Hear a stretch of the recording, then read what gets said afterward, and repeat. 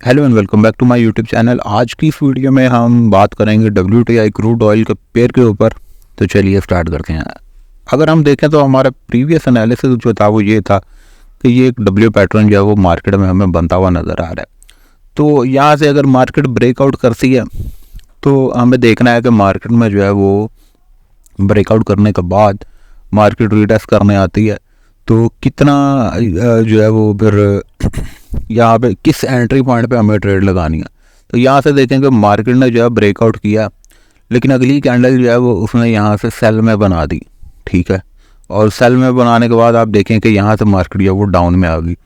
तो ये अगर हम देखें तो ये एक तरह से मार्केट का जो है वो ट्रैप होता है कि मार्केट जो है वो दिखाती तो इस तरह है कि मार्केट ने ब्रेकआउट किया, लेकिन जैसे ही अगली कैंडल जो है वो फिर सेल में बना देती है, ठीक है। सेल में बनाने के बाद अगर तो वो रीटेस्ट कर लेती है और वापस आ जाती है तो हमारी एंट्री जो है वो तकरीबन इस लेवल पर होनी चाहिए कि इस लेवल पर हम बाय की ट्रेड जो है वो एग्जीक्यूट कर सकते हैं, ठीक है। लेकिन यहाँ पे आप देख सकते हैं कि मार्केट ने जो है वो रीटेस्ट उसको जो है वो नहीं किया, लेकिन मार्केट जो है वो डाउन में आ गई, ठीक है। यहाँ पे आप देख सकते हैं कि जिन लोगों ने SL लगाया होगा इस लेवल पर, ठीक है, तो उनका जो है मार्केट ने वो स्टॉप लॉस जो है वो हिट करवा दिया होगा।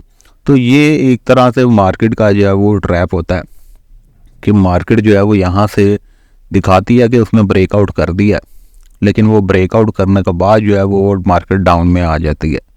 तो यहाँ से हम समझते हैं कि ये एक ट्रैप होता है, इससे जो है वो बचना चाहिए और हमें जो ट्रेड जो है वो इस पैटर्न पे जो है वो लगानी चाहिए कि तकरीबन इस लेवल पर लगानी चाहिए। जब मार्केट जो है वो रीटेस्ट करने के बाद इस लेवल पर आ जाती है तो इस लेवल पर करीब करीब हमारी जो है वो एक ट्रेड बाय की एक्टिव होनी चाहिए।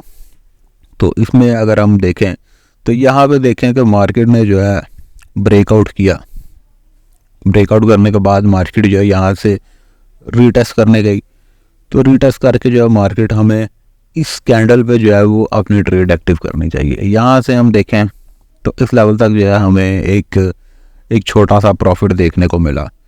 तो इसके अलावा अब अगर हम यहाँ पे देखें तो यहाँ पे मार्केट ने जो है वो ब्रेकआउट किया, ब्रेकआउट करने के बाद जो है मार्केट डाउन में आई, रीटेस्ट किया। तो यहाँ पे इस लेवल पर जो है हमें एक बाय की ट्रेड जो है वो लेनी चाहिए। इस कैंडल के बंद होने के बाद जो है हमें एक तकरीबन समझ लें कि इस लेवल पर हमें हमारी बाय की ट्रेड होनी चाहिए। तो यहाँ से आप देखें कि मार्केट जो है फिर वो बाय में गई। अब अगर एक और एग्जांपल देखें कि यहाँ पे मार्केट ने जो है वो ब्रेकआउट किया, ठीक है। यहाँ से आप देखें कि मार्केट ने जो है ब्रेकआउट किया और हमें कोशिश करनी चाहिए कि 120 पिप्स जो है वो मार्केट ब्रेकआउट हो, तो फिर हम कंसीडर करें कि यहाँ पे हमारा जो है वो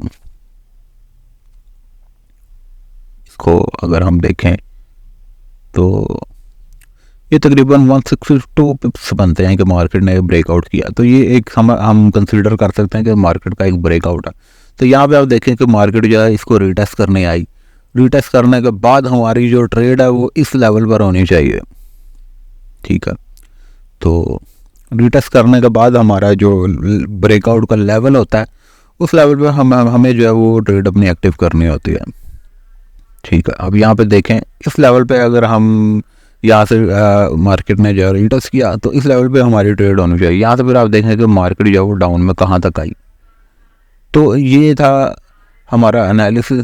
तो इसमें आपको हमेशा कोशिश करनी है कि मार्केट जो है वो ब्रेकआउट करे तो 120 पिप्स या 130 पिप्स, 120 से ज़्यादा ही हो, ठीक है। 120 पिप्स से ज़्यादा मार्केट ब्रेकआउट करे एंड देन रीटेस्ट करने के बाद जो है वो मार्केट जो है हमारी ट्रेड तकरीबन इस लेवल पे कहीं जो है वो एग्जीक्यूट होनी चाहिए। तो ये था आज का हमारा एनालिसिस। मिलते हैं नेक्स्ट वीडियो में, तब तक के लिए गुड बाय, टेक केयर।